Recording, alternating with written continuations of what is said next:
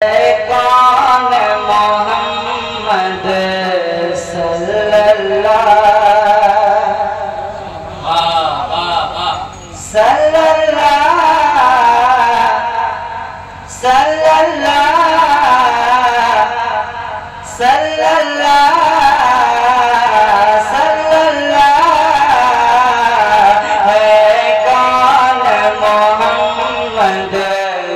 सल्लल्लाहु खुद के ये बताया जाएगा है कौन मोहम्मद सल्लल्लाहु खुद के ये बताया जाएगा है कौन मोहम्मद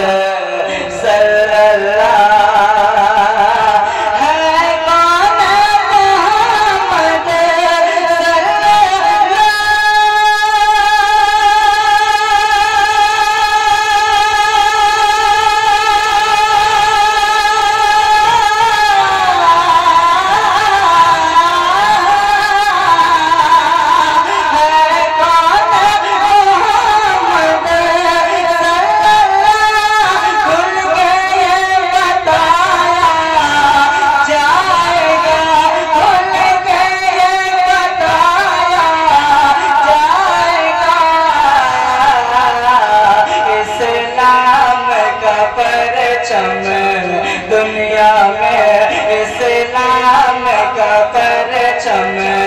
दुनिया में हर घर पर लगाया जाएगा इस्लाम का परचम